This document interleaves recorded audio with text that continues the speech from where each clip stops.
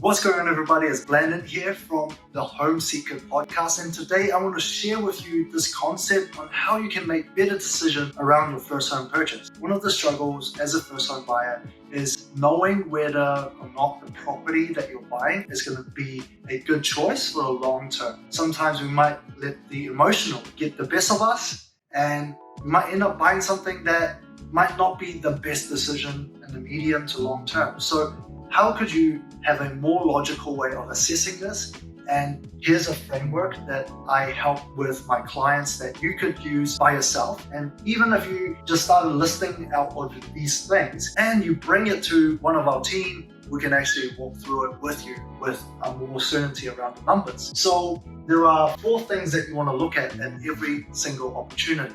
Now, what we want to compare are 2 scenarios. This is very real, okay? So Andy, which is my colleague, business partner, you guys might have heard of him in another episode on the YouTube, and he was buying his first home at the time, right? And when he was looking at houses, he didn't want a big mortgage. So an important factor for him was to buy something smaller.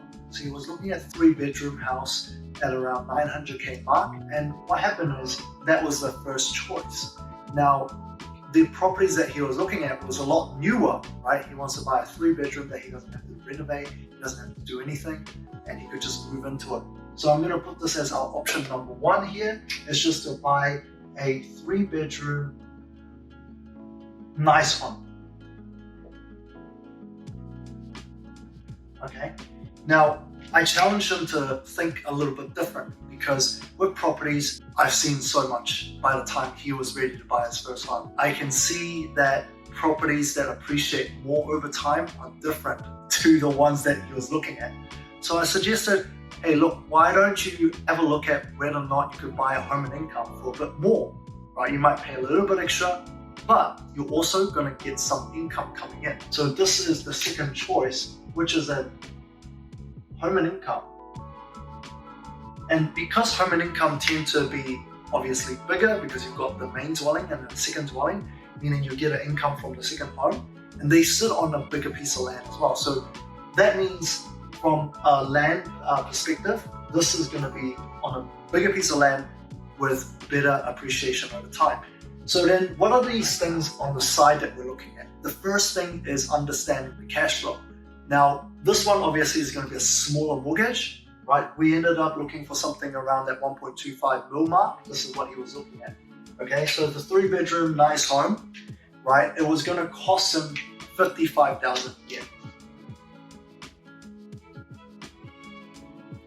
And this is minus, okay? So to maintain this home, it's going to look around $55,000, okay? And because home and income, even though we take another 200K more than what it is on this side, actually 250K more, we ended up with a smaller cash flow, okay? So this is only $45,000 a year, right? Because we're getting the second rental income that we can just pay towards the mortgage. So we get a bigger home, a bigger mortgage, but we have less outgoings. So that's the cash flow. Now, the second thing is capital gains. Now this one, obviously, you don't have to do anything. It's already like nice and you can move in straight away and you don't have to worry about renovations. But because of that, you do sacrifice land, and because of that, you are going to have a lower appreciation over time. But for the argument's sake here, we are going to use 6% for both properties. But obviously this is a 900K property, whereas this is 1.25. So that means 6% on both. You can see this is going to be a much bigger number, which equates to around 75,000. Whereas this one only gives us around 55,000. So this is a plus per year, okay?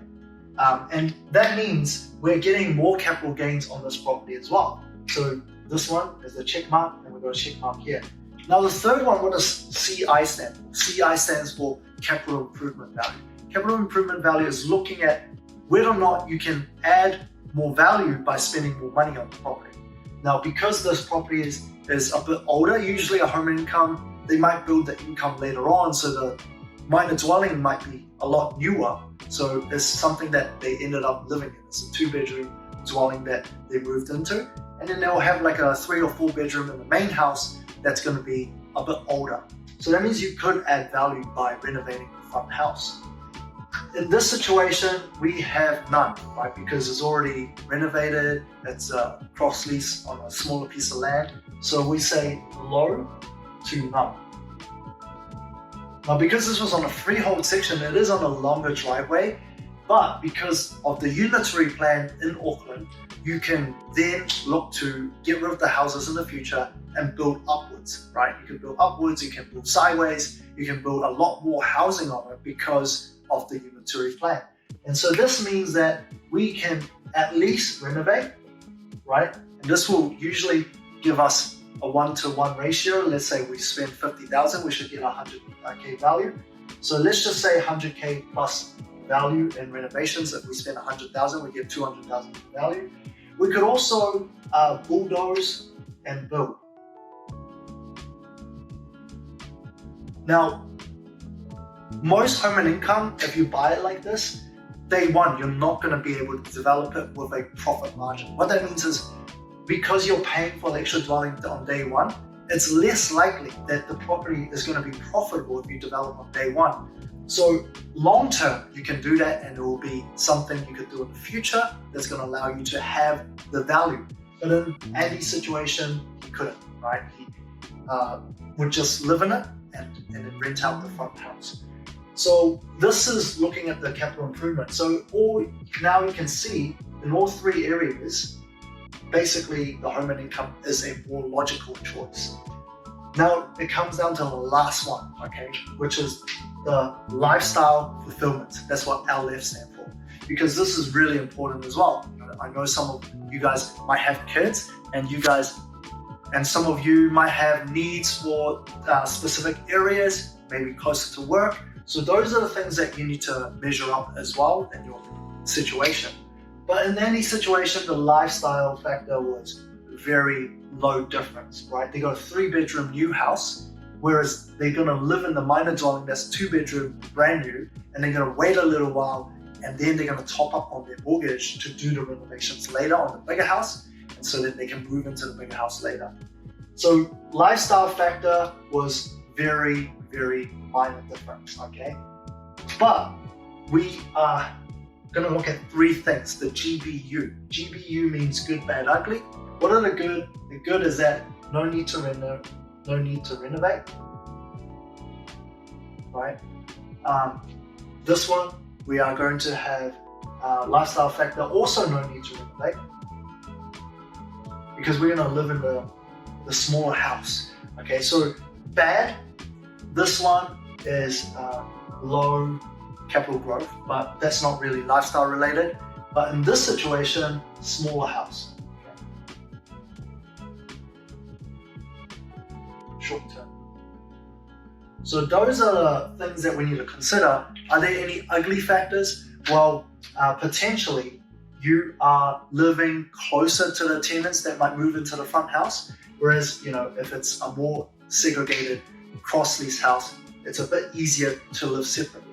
So that is probably the worst side of it, is if you potentially have the same driveway. But in a lot of cases, most cross lease property will be shared driveway anyway. So we're not going to look at anything ugly here, right? But sometimes it might be that you have to renovate, you have to wait a little bit longer to move into the property. But after considering all of that, plus all of the other positive factors, then it becomes a much easier choice to know which property you should go for. Now, obviously there could be option 3, 4, 5, 6, and this is how you can assess your opportunity cost when it comes to buying your first home. And that is going to allow you to make much better decision, remove the emotional side, but still factor in some of the lifestyle fulfillment that is needed, and that's really important to you. So hopefully that is helpful, and if you did find that helpful, all I ask was one thing, and that is to share this with one person that is going to get value from it. And until next time, I'll see you guys again.